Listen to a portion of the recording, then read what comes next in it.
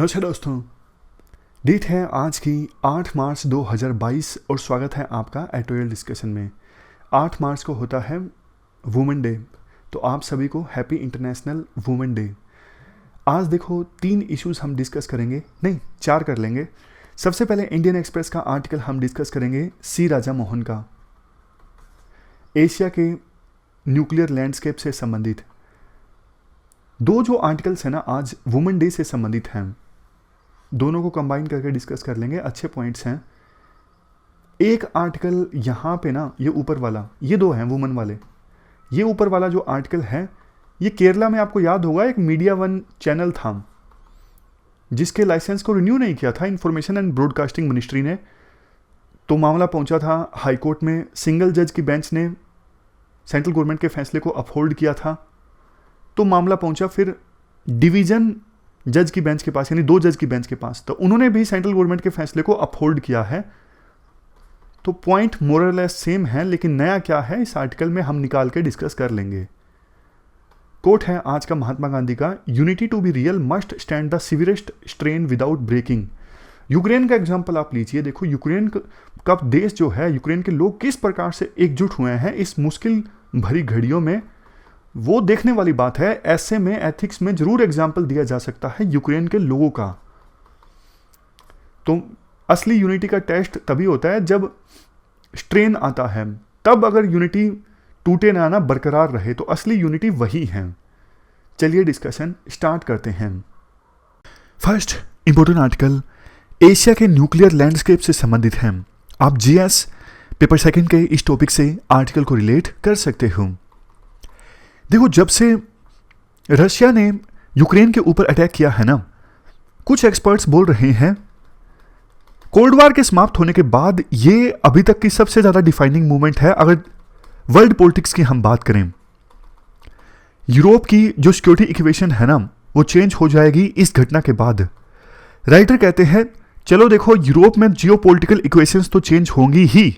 For example Germany जो पहले pacifist था, पैसिफिस्ट मतलब पीस चाहता था, मिलिट्री पर इतना पैसा नहीं खर्च करता था, लेकिन जैसे ही रशिया ने यूक्रेन के ऊपर अटैक किया तो जर्मनी ने भी बोला कि हम $100 बिलियन खर्च करेंगे मिलिट्री पर। पहले जर्मनी रशिया के साथ बेहतर रिलेशन चाहता था और यूएसए इसकी शिकायत करता रहता था कि आप रशिया के साथ बेटर रिलेशंस क्यों चाहते हो। लेकिन इस घटना के बाद, यानी रशिया के द्वारा यूक्रेन के ऊपर अटैक करने के बाद, जर्मनी भी अब एक तरफा हो गया है यूएसए के साथ, रशिया के अगेंस्ट। बट देखो, इस आर्टिकल में राइटर ना यूरोप की चीजों पर, यूरोप की इक्वेशंस पे फोकस नहीं करते, वो फोकस करते हैं एशिया की इक्वेशंस पर। जब से रशिया ने यूक्रेन पर अटैक किया है, एशिया में भी एक डिबेट सी स्टार्ट हो गई है। जैसे जापान में पिछले हफ्ते जापान के पूर्व प्रधानमंत्री शिंजो आबे ने बोला कि हमें भी अमेरिकन न्यूक्लियर वेपन्स को जापान की धरती पर होस्ट करना चाहिए। इसके साथ साथ साउथ कोरिया जो इसी हफ्ते अपना नया प्रेसिडेंट चुनेगा, तो जो फ्रंट रनर है ना, जो प्रेसिडेंट का इलेक्शन लड़ रहे हैं, सुक योल, इन्होंने भी कहा कि अब साउथ कोरिया को अपना न्यूक्लियर डेटरेंस मजबूत करना चाहिए, ना सिर्फ चाइना के अगेंस्ट बल्कि नॉर्थ कोरिया के भी अगेंस्ट। इसके अलावा ताइवान, जो कि देखो जिस पर चाइना कब्जा करना चाहता है, ताइवान भी अपनी न्यूक्लियर पावर्ड सबमरीन डेवलप कर रहा है ताकि चाइना अगर हमला करे तो डेटरेंस क्रिएट की जा सके। डेटरेंस का मतलब समझते हो ना, 2-3 दिन पहले हमने आर्टिकल भी डिस्कस किया था। डेटरेंस का मतलब होता है आपके दुश्मन को रोकना, दुश्मन के अंदर डर पैदा करके। जैसे देखो, अगर अमेरिकन वेपन्स, अमेरिका के न्यूक्लियर वेपन्स जापान की धरती पर रहेंगे तो फिर चाइना जापान के ऊपर हमला करने की हिम्मत नहीं जुटा पाएगा ना। चाइना को लगेगा जापान की धरती पर जो यूएसए के न्यूक्लियर वेपन्स हैं उनका इस्तेमाल कर लिया जाएगा हमारे अगेंस्ट अगर हम जापान के ऊपर अटैक करेंगे। तो ये जो डेटरेंस है ना, जो दुश्मन को रोकती है आपके ऊपर अटैक करने से, ये काफी ज्यादा जरूरी हो गई है। ऐसा एशिया के बहुत सारे देशों को लगता है, इवन ऑस्ट्रेलिया भी। ऑस्ट्रेलिया यूएस और यूके की सहायता से न्यूक्लियर पावर्ड सबमरीन बना रहा था, लेकिन इस घटना के बाद प्रयास और ज्यादा तेज कर दिए हैं कि जल्दी से जल्दी हमें न्यूक्लियर पावर्ड सबमरीन मिल जाए। देखो, न्यूक्लियर डेटरेंस काम तो करती है, इस बात में कोई भी डाउट नहीं है। जैसे यूक्रेन के ऊपर जब रशिया ने अटैक किया ना, तो नाटो और दूसरे यूरोपियन कंट्रीज की तरफ से काफी एग्रेसिव स्टेटमेंट्स देखने को मिल रही थी। ऐसा लग रहा था शायद नाटो डायरेक्टली या फिर इनडायरेक्टली इस यूक्रेन वार में इन्वॉल्व हो जाए। हालांकि पॉसिबिलिटी तो हाई कभी भी नहीं थी, लेकिन पुतिन ने उसी समय आदेश दे दिया अपनी न्यूक्लियर डिटेरेंस फोर्स को अलर्ट पे रहने का। मतलब एकदम से पुतिन ने इनडायरेक्टली धमकी दे दी, इनडायरेक्ट कहे तो डायरेक्ट धमकी है नाटो को कि अगर आप बीच में आए तो न्यूक्लियर वार होगा, देख लीजिए। तो उसके बाद नाटो की तरफ से ये स्टेटमेंट्स निकल के आई कि हमारा कोई प्लान नहीं है डायरेक्टली इस युद्ध में इन्वॉल्व होने का। इनडायरेक्टली तो देखो वो यूक्रेन को वेपन्स दे ही रहे हैं। तो मतलब देखो साफ है, बेशक न्यूक्लियर वेपन्स इस्तेमाल हो या फिर ना हो, लेकिन अगर आपके पास न्यूक्लियर वेपन्स हैं तो बहुत कम संभावना है कि आपका दुश्मन आपके ऊपर अटैक करेगा बड़े स्केल पर। वैसे यूरोप में ब्रिटेन और फ्रांस, इन दोनों के पास में न्यूक्लियर वेपन्स हैं, और यूएसए का ना काफी सारे यूरोपियन कंट्रीज के साथ न्यूक्लियर शेयरिंग अरेंजमेंट है, जैसे बेल्जियम, जर्मनी, इटली, नीदरलैंड। इसका मतलब ये है कि ये जो देश है ना, वो यूएस के न्यूक्लियर वेपन्स को होस्ट करते हैं और अपनी आर्म्ड फोर्सेस को वो ऑथराइज कर सकते हैं कि आप रशिया के ऊपर यूएसए के न्यूक्लियर वेपन्स को गिरा दीजिए आवश्यकता पड़ने पर। ऐसे नहीं, मतलब आवश्यकता पड़े तो इन यूरोपियन कंट्रीज के पास में जिनका न्यूक्लियर शेयरिंग अरेंजमेंट है यूएसए के साथ, जैसे बेल्जियम, जर्मनी, इटली, नीदरलैंड, इनकी धरती पर यूएसए के न्यूक्लियर वेपन्स मौजूद हैं और आवश्यकता पड़ने पर ये अपनी आर्म्ड फोर्सेस को बोल सकते हैं जाओ रशिया के ऊपर न्यूक्लियर वेपन्स गिरा दो। फिर से आते हैं एशिया की तरफ। देखो एशिया में एक बात बार बार बोली जा रही है, जैसे रशिया ने यूक्रेन के ऊपर अटैक किया, हो सकता है कि आने वाले समय में चाइना भी ताइवान के ऊपर अटैक कर दे अगर उसे लगेगा कि यूएसए अभी कमजोर है।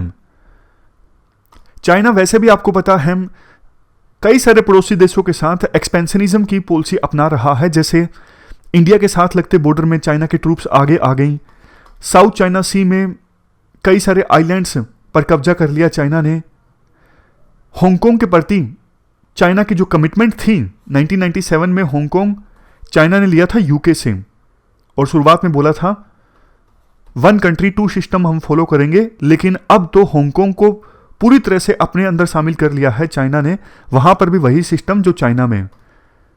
तो चाइना एग्रेसिव है अपनी अप्रोच में। यूक्रेन वार के स्टार्ट होने के बाद ना ऐसा लगा था कि शायद चाइना रशिया को थोड़ा तो क्रिटिसाइज करेगा, लेकिन हाल ही में चाइना के विदेश मंत्री ने एक स्टेटमेंट दी, हमारा जो अलायंस है ना वो चट्टान की तरह सॉलिड है। इस अलायंस को दोनों चाइना और रशिया नाम देते हैं अलायंस विदाउट लिमिट्स। तो अब चूंकि रशिया के ऊपर सैंक्शंस लग रहे हैं तो रशिया की जो डिपेंडेंसी है चाइना के ऊपर और ज्यादा बढ़ेगी, मतलब चाइना और ज्यादा मजबूत होगा। और ताइवान की बात करें, ताइवान क्यों इंपॉर्टेंट है एशिया के लिए? ताइवान की तुलना देखो यूक्रेन से नहीं की जा सकती। मतलब बेशक यूरोप के लिए यूक्रेन इंपॉर्टेंट हो, लेकिन ताइवान तो एशिया के लिए बहुत ही ज्यादा इंपॉर्टेंट है। ताइवान वर्ल्ड का मेन सोर्स है सिलिकॉन चिप्स का। अगर चाइना ने ताइवान को जीत लिया ना तो एशिया की जियोपॉलिटिक्स जो है वो पूरी तरह से बदल जाएगी। ये जापान के पूर्व प्रधानमंत्री शिंजो आबे समझते हैं, तभी उन्होंने ये स्टेटमेंट दी थी कि अब जापान को भी सोचना चाहिए यूएसए के जो न्यूक्लियर वेपन्स हैं होस्ट करने का। देखो जापान ना न्यूक्लियर वेपन से काफी नफरत करता है, उसका रीजन आपको पता है। हिरोशिमा और नागासाकी ये शहर जापान के ही हैं जहां पे यूएस ने न्यूक्लियर बॉम्ब गिराया था, तो इसलिए जापान के लोगों की नफरत काफी ज्यादा है न्यूक्लियर वेपन्स के अगेंस्ट। तो वो चाहते नहीं कि यूएस के जो न्यूक्लियर वेपन्स हैं वो जापान की धरती पर आए, लेकिन बावजूद इसके जापान के पूर्व प्रधानमंत्री ये प्रपोजल दे रहे हैं। तो इसका मतलब है कहीं ना कहीं जापान भी कंसर्न्ड है कि कल को अगर चाइना ने ताइवान पर कब्जा कर लिया तो क्या, अगर जापान का आपको पता है चाइना के साथ कुछ आइलैंड्स को लेके डिस्प्यूट्स है, उन पर चाइना ने कब्जा कर लिया तो क्या। इसलिए जापान भी अब यूएसए को बोल रहा है कि आप ताइवान को डिफेंड करने के लिए ना कमिटमेंट दो। अभी यूएसए की जो पॉलिसी है ना ताइवान को लेके वो अनएम्बिगुअस है, नहीं सॉरी एम्बिगुअस है, संदिग्ध है, कुछ क्लियर नहीं है। लेकिन जापान के पूर्व प्रधानमंत्री बोलते हैं साफ साफ बोलो ना कि अगर चाइना ने ताइवान के ऊपर अटैक किया तो हम अपनी फोर्सेस को भेजेंगे। सीधी सीधी बात बोलो, ऐसा ना हो कि यूक्रेन की तरह बाद में आप मना कर दो कि नहीं नहीं हम तो चाइना के ऊपर सैंक्शंस लगाएंगे। अरे सैंक्शंस लगाने से क्या होगा, ताइवान तो चला जाएगा। वैसे देखो ये जो देश है ना, ताइवान, साउथ कोरिया, जापान, इनको यूएसए नहीं कहा था कि आप न्यूक्लियर वेपन्स अपने मत डेवलप कीजिए, हम आपको अपने न्यूक्लियर अम्ब्रेला में शामिल कर लेते हैं। न्यूक्लियर अम्ब्रेला मतलब जैसे ये यूएसए है, यूएसए के पास न्यूक्लियर वेपन्स हैं, तो जापान को बोलते हैं कि आप हमारी छतरी के नीचे आ जाइए, मतलब आवश्यकता पड़ने पर हम आपको न्यूक्लियर वेपन्स दे देंगे। लेकिन जापान की धरती पर अभी न्यूक्लियर वेपन्स मौजूद नहीं है, वो है यूएसए में ही, जरूरत पड़ने पर यूएसए से लाने पड़ेंगे जापान में। इन देशों को ना, साउथ कोरिया को, जापान को, यह भी डर लगता है कि ये यूएसए का जो न्यूक्लियर अम्ब्रेला है ना, क्या वास्तव में इतना मजबूत है कि चाइना का मुकाबला कर पाए, क्योंकि चाइना बहुत तेजी से ग्रो कर रहा है। तो फिलहाल देखो ऐसा तो है नहीं कि जापान आने वाले कुछ दिनों में यूएसए के न्यूक्लियर वेपन्स को होस्ट करने लगेगा, क्योंकि वहां पर भी काफी डिबेट है इस इशू को लेकर। लेकिन एक बात जरूर है, चाहे ताइवान हो, साउथ कोरिया हो, जापान हो, ये देश बिना अब मिलिट्री पर काफी खर्च करने लगेंगे। Advanced missiles, advance defence technology, ये सब अब ज्यादा डेवलप होगी इन देशों में भी। तो इसीलिए राइटर कहते हैं रशिया के द्वारा यूक्रेन के ऊपर अटैक करना, इससे ना सिर्फ यूरोप की जियोपॉलिटिक्स में बदलाव आया है, बल्कि एशिया में भी जियोपॉलिटिक्स में बहुत बड़े स्केल पर ट्रांसफॉर्मेशन देखने को मिलेगा आने वाले कुछ सालों में। तो ये हमने पूरा आर्टिकल डिस्कस किया सी राजा मोहन का। चलते हैं आगे। अगला हमारा आर्टिकल वुमेन एम्पावरमेंट से संबंधित है। आप जीएस पेपर 3 के इस टॉपिक से आर्टिकल को रिलेट कर सकते हो। देखो आज इंटरनेशनल वुमेन डे है, और आज के दिन अगर देखो महिलाओं के एम्पावरमेंट की हमें बात करनी है ना, तो लेबर फोर्स में पार्टिसिपेशन का जो इशू है ना, वो सबसे मेन है वुमेन एम्पावरमेंट में। देखो 2018 की इंटरनेशनल लेबर ऑर्गेनाइजेशन की स्टडी ये कहती है इंडिया में 95% जो वर्किंग वुमेन है ना, वो इनफॉर्मल सेक्टर में हैं। ऐसे एरियाज में काम करती हैं ज़्यादातर महिलाएं जो लेबर इंटेंसिव हैं, जैसे झाड़ू बनाने की फैक्ट्री हो गई, बीड़ी बनाने की फैक्ट्री हो गई, जहां पे वेजेस काफ़ी कम हैं, वर्किंग कंडीशंस खराब हैं, सोशल प्रोटेक्शन नहीं है। सोशल प्रोटेक्शन जैसे इंश्योरेंस की व्यवस्था, हेल्थ बेनिफिट्स, ये सब चीज़ें। और देखो ऐसा नहीं है कि सरकार लेबर फोर्स में महिलाओं का पार्टिसिपेशन इंक्रीज करने के लिए कुछ करती नहीं है। 2017 में आपको पता है मैटरनिटी बेनिफिट एक्ट आया था, और अब जितने महीनों के लिए, जितने दिनों के लिए पेड लीव मिलती है ना, वो है 26 वीक्स। यानी मैटरनिटी बेनिफिट में 26 वीक्स के लिए पेड लीव मिलती है। इंडिया वर्ल्ड में उन टॉप 3 कंट्रीज में शामिल है जहां पे मैटरनिटी लीव की जो ड्यूरेशन है वो सबसे ज्यादा है। वैसे देखो जो ये 2017 में एक्ट आया था ना, मैटरनिटी बेनिफिट अमेंडमेंट एक्ट 2017, इसमें यह भी बोला गया था अगर किसी ऑर्गेनाइजेशन में एम्प्लॉइज की संख्या 50 या फिर इससे ज़्यादा है तो वहाँ पे क्रच फैसिलिटी भी मैंडेटरी है, ताकि वो वर्किंग वुमेन जिसके बच्चे हैं वो अपने बच्चों को साथ में ला सकें, और ऑर्गेनाइजेशन में जो क्रच होगा वहाँ पे वर्किंग वुमेन के जो बच्चे हैं वो खेल सकें। बट देखो ये जो 2017 का एक्ट है ना, है तो अच्छा, बट ये तो सिर्फ फॉर्मल सेक्टर वालों के लिए है ना, और ज़्यादातर महिलाएं तो इनफॉर्मल सेक्टर में काम करती हैं 95%। तो मतलब इस एक्ट का लाभ 95% वर्किंग महिलाओं को तो नहीं मिल पाता। और देखो महिलाओं के काम ना करने में ना सबसे बड़ी जो प्रॉब्लम है वो है यही चाइल्ड केयर। समाज देखो पैट्रियार्कल है, सोच ये है ना कि पुरुष जाएंगे घर से बाहर काम करने के लिए और महिलाएं रहेंगी घर के अंदर बच्चों का ध्यान रखने के लिए। तो पैट्रियार्कल समाज कहता है अगर महिलाएं भी बाहर निकलेंगी काम करने के लिए तो बच्चों का ध्यान कौन रखेगा। तो ये जो प्रॉब्लम का समाधान हो जाए ना, तो फिर ये पैट्रियार्कल समाज का जो आर्गुमेंट है ना वो खत्म हो जाता है कि बच्चों का ध्यान कौन रखेगा। बच्चों का ध्यान रखने के लिए चाइल्ड केयर सर्विसेज का होना जरूरी है। काफी सारी फैसिलिटीज हैं तो सही, जैसे इंटीग्रेटेड चाइल्ड डेवलपमेंट स्कीम है, नेशनल क्रच स्कीम है, मैटरनिटी बेनिफिट भी सरकार देती है, बट ना इन सब में सुधार लाने की आवश्यकता है। जैसे देखो सबसे पहले बात करते हैं इंटीग्रेटेड चाइल्ड डेवलपमेंट स्कीम की। इंटीग्रेटेड चाइल्ड डेवलपमेंट स्कीम के अंतर्गत आंगनवाड़ी सेंटर्स हैं, आपको पता है आंगनवाड़ी सेंटर्स में थोड़ा बहुत खाने पीने का सामान मिल जाता है जिससे मैटरनल और चाइल्ड न्यूट्रिशनल प्रॉब्लम्स जो हैं वो एड्रेस हो सकें। बच्चों को थोड़ा सेफ और सिक्योर एनवायरनमेंट मिलता है ताकि फर्दर क्लासेस में जाने से पहले बच्चा यहाँ पे एजुकेशन के लिए प्रिपेयर हो सके।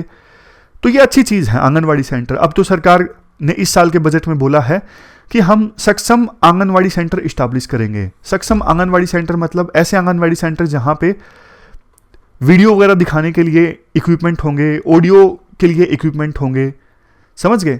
लेकिन राइटर कहते हैं ना, इसमें लिमिटेशन है आंगनवाड़ी सेंटर्स में। एक तो देखो 0 से 3 साल के बच्चे जो है ना, उनको कैटर नहीं करते ये आंगनवाड़ी सेंटर्स। दूसरा, ये जो आंगनवाड़ी सेंटर है ना, ये कुछ ही घंटों के लिए होते हैं। अब कोई वर्किंग वुमन है, वो क्या काम करते करते मान लीजिए 12 बज गए, 12 बजे आंगनवाड़ी की तो छुट्टी हो गई, क्या वो वर्किंग वुमन 12 बजे अपने बच्चों को आंगनवाड़ी से लेने आएगी? चलो लेने भी आ गई, बाद में छोड़ेगी कहां पे? तो आंगनवाड़ी सेंटर्स का जो वर्किंग ड्यूरेशन है ना, वो थोड़ा इंक्रीज किया जा सकता है ताकि जो वर्किंग वुमन है वो अपने बच्चों को आंगनवाड़ी सेंटर में छोड़ के चली जाएं और जब जॉब से वापस आए तो वहां से ले लें। वैसे भी हमारी जो नेशनल एजुकेशन पॉलिसी 2020 है वो तो बोलती भी है कि 0 से 6 साल तक के जो बच्चे हैं उनके लिए quality early childhood care and education provide करनी है। तो आंगनवाड़ी सेंटर्स का जो वर्किंग आवर्स हैं वो इंक्रीज किए जा सकते हैं, इंफ्रास्ट्रक्चर आंगनवाड़ी का इंप्रूव किया जा सकता है, थोड़ा स्टाफ इंक्रीज किया जा सकता है, ये चीजें कीजिए। उसके बाद नेशनल क्रैच स्कीम। नेशनल क्रैच स्कीम में देखो क्रैच इस्टेब्लिश किए जाते हैं वर्किंग वुमन को सपोर्ट करने के लिए, बट दिक्कत यह है सरकार ज़्यादा फंड खर्च करती नहीं इस स्कीम पर। तो क्रैच की संख्या काफ़ी कम है जहाँ पे वर्किंग वुमन अपने बच्चों को छोड़ के जा सकें। और थोड़ा सिस्टमेटिकली ये पब्लिक क्रैचेस इस्टेब्लिश करने चाहिए। जैसे देखो मान लीजिए ये कोई एरिया है टेक्सटाइल इंडस्ट्री का, मान लीजिए यहाँ पे बहुत सारी फैक्ट्रीज हैं जहाँ पे महिलाएं काम करती हैं, तो इस पूरे क्लस्टर में आप जितनी रिक्वायरमेंट है 2-3 क्रैच इस्टेब्लिश कर सकते हो। तो थोड़ा सिस्टमेटिकली प्लानिंग के साथ आप जगह जगह ऐसे क्रैच इस्टेब्लिश करो और अवेयरनेस भी फैलाओ ताकि महिलाओं को ऑप्शन मिले कि हाँ हम अपने बच्चों को इन क्रैच में छोड़ के जा सकते हैं। जितना ज़्यादा देखो क्लस्टर्स के नज़दीक ये क्रैच होंगे ना, तो वर्किंग वुमन जो हैं बीच बीच में आके अपने बच्चों को संभाल भी सकती हैं, टाइमली उन्हें दूध भी पिला सकती हैं। तो ऐसा जो मॉडल है ना सक्सेसफुली टेस्ट भी किया गया है सेवा के द्वारा, यानी सेल्फ एम्प्लॉयड वुमेन एसोसिएशन के द्वारा, कहाँ पे? कई सारी सिटीज में। और उस सेल्फ एम्प्लॉयड वुमेन एसोसिएशन का नाम है संगिनी। जैसे कंस्ट्रक्शन साइट्स के नज़दीक भी इस प्रकार के क्रैच इस्टेब्लिश किए जा सकते हैं, किए भी जा रहे हैं। कहाँ पे? अहमदाबाद में आजीविका ब्यूरो के द्वारा और दिल्ली में मोबाइल क्रैचेस। कंस्ट्रक्शन सेस से जो पैसा इकट्ठा होता है ना, उसका इस्तेमाल किया जा सकता है इस प्रकार के क्रैचेस को इस्टेब्लिश करने के लिए कंस्ट्रक्शन साइट्स पर। सबसे लास्ट में बात आती है मैटरनिटी बेनिफिट की। कितने रुपए मिलते हैं? 5,000 रुपये मिलते हैं। जो गरीब महिलाएं होती है ना बेनिफिशरीज, पहले बच्चे के जन्म पे उनको 5,000 रुपये मिलते हैं। पहले ज़्यादा मिला करते थे। नेशनल फूड सिक्योरिटी एक्ट में 6,000 का प्रावधान था और 2 बच्चों के जन्म पर यह लाभ मिलता था। बट अभी गवर्नमेंट ने क्या किया, पुरानी स्कीम में से प्रोविजन हटा दिया, नई स्कीम चला दी, प्रधानमंत्री मातृ वंदना योजना। इसमें अमाउंट को कम कर दिया 1,000 और सिर्फ एक बच्चे के, पहले बच्चे के जन्म तक ये लाभ मिलता है, 5,000 रुपये मिलते हैं, ना कि दो बच्चों के जन्म तक। लेकिन राइटर कहते हैं ये देखो काफी कम है। मतलब अगर आप चाहते हो कि कोई महिला बच्चे को जन्म देने के बाद कुछ दिनों तक आराम करे, पैसों की चिंता ना करे, तो ये 5,000 का जो अमाउंट है ना बहुत कम है।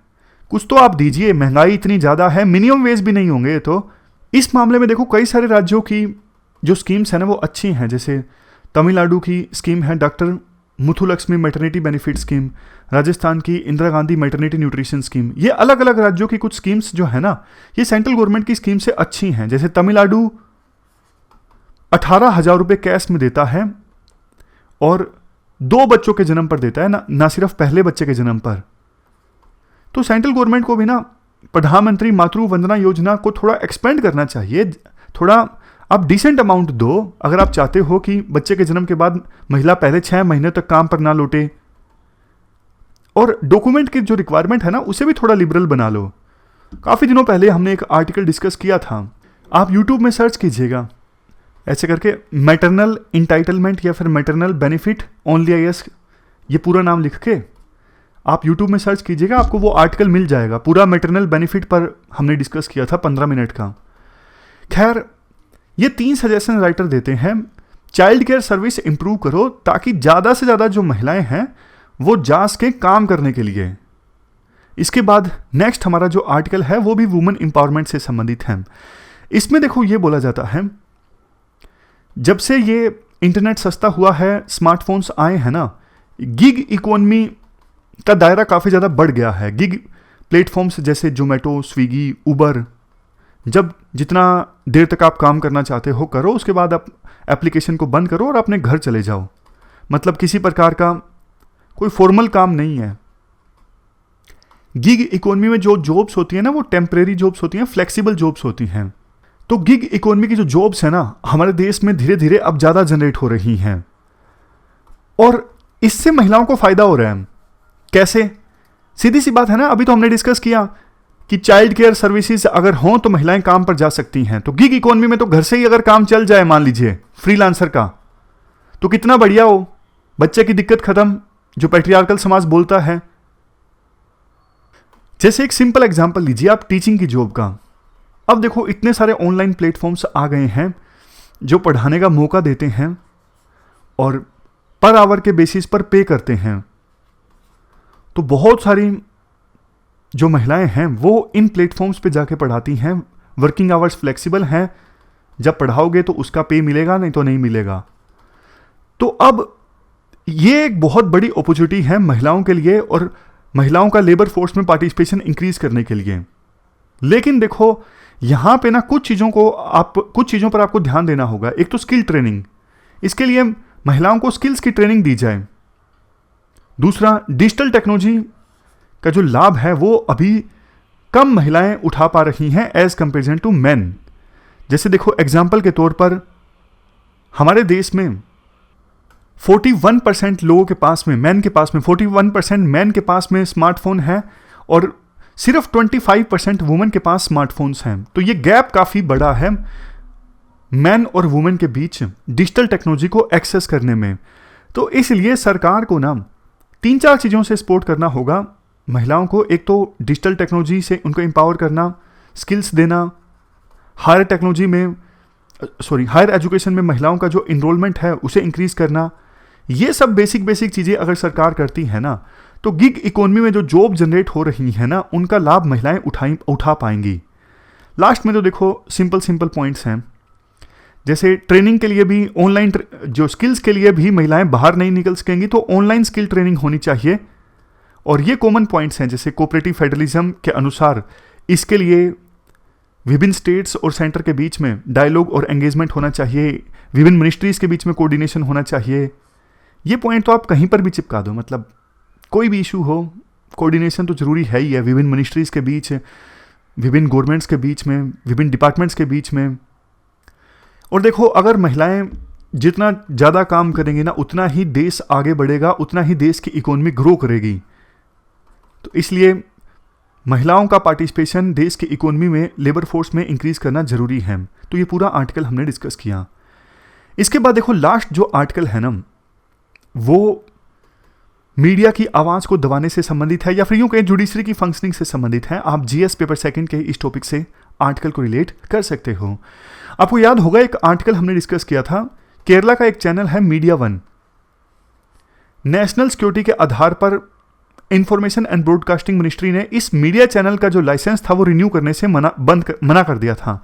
तो मामला पहुंचा था केरला हाईकोर्ट में। केरला हाईकोर्ट की सिंगल जज की बेंच ने मान लिया था कि हाँ सिक्योरिटी इशू है, इसलिए डिसमिस कर रहे हैं हम केस। तो मीडिया वन वालों ने ना हाईकोर्ट की ही डिवीजन बेंच के सामने फिर से केस फाइल कर दिया, मतलब अपील कर दी। डिवीजन बेंच में 2 जज होते हैं, तो 2 जजेस की डिवीजन बेंच है ना, उन्होंने भी सिंगल जज की बेंच की तरह डिसमिस कर दिया अपील को और कहा कि आपका जो लाइसेंस रिन्यू नहीं हुआ है ना, ये बिल्कुल सही है। जवाब मांगा गया था सेंट्रल गवर्नमेंट ने सील्ड कवर में अपना जवाब दिया और कहा कि इसलिए नेशनल सिक्योरिटी को खतरा है, इसलिए हम इनका लाइसेंस रिन्यू नहीं कर रहे हैं। तो राइटर कहते हैं ये क्या बात हुई भैया, सेंट्रल गवर्नमेंट ने अपना जो जवाब है वो सील्ड कवर में सौंप दिया। जैसा कि देखो हेडलाइन में भी है आर्टिकल की, sealed cover jurisprudence is appealing. मतलब कि सील्ड कवर में आपने जवाब दे दिया, जो पार्टी है मीडिया वन जिसका लाइसेंस रिन्यू नहीं हुआ है, इनको पता ही नहीं सरकार ने क्या जवाब दिया, कम से कम आप इनको तो दिखा दो। लेकिन नहीं, ऐसे सील्ड कवर में जवाब के बेस पे अगर जजमेंट्स देने लगे जुडिशरी, तो फिर तो देखो जुडिशियल रिव्यू का जो अधिकार है ना जुडिशरी के पास, वो ठीक से जुडिशरी एक्सरसाइज नहीं कर रही है। क्योंकि मीडिया को काम करने से रोकना, उनका लाइसेंस नहीं रिन्यू करना, ये right to freedom of speech and expression के अगेंस्ट है। कोई भी पर्सन कोई भी बिजनेस कर सकता है, उनका right to association, occupation and business के अगेंस्ट है। हमारा भी राइट छिन रहा है जनता का कि उनको इन्फॉर्मेशन नहीं मिल रही है, तो ये सारे राइट्स वायलेट हो रहे हैं। और आर्टिकल 19 में जो एग्जम्पशंस है ना, मतलब एक्सेप्शंस हैं, कब कब ये राइट नहीं मिलेंगे, वो है public order, incitement to an offence और सिक्योरिटी ऑफ स्टेट। ठीक है, सिक्योरिटी ऑफ स्टेट मान लिया कि एक्सेप्शन है, लेकिन साबित तो करो ना कि सिक्योरिटी ऑफ स्टेट कॉम्प्रोमाइज हो रही है। बोलने से क्या होगा? सील्ड कवर का जो तरीका है ना, सही नहीं है। इसके बाद राइटर कुछ बड़ी बड़ी बातें बोलते हैं, जैसे देखो Minerva mills versus union of India 1980 और L Chandra Kumar versus union of India 1997। दोनों जजमेंट्स में सुप्रीम कोर्ट ने कहा था जुडिशियल रिव्यू जो है वो बेसिक फीचर है संविधान का, लेकिन जुडिशरी अपने इस फीचर को ठीक से एक्सरसाइज नहीं कर रही है। इसके बाद लास्ट में एक बात ये बोली जाती है, जैसे देखो इमरजेंसी के दौरान एडीएम जबलपुर 1976 केस में सुप्रीम कोर्ट ने घुटने टेक दिए थे कि फंडामेंटल राइट्स को सस्पेंड किया जाता है इमरजेंसी के दौरान, तो इसमें कोर्ट कुछ नहीं कर सकती।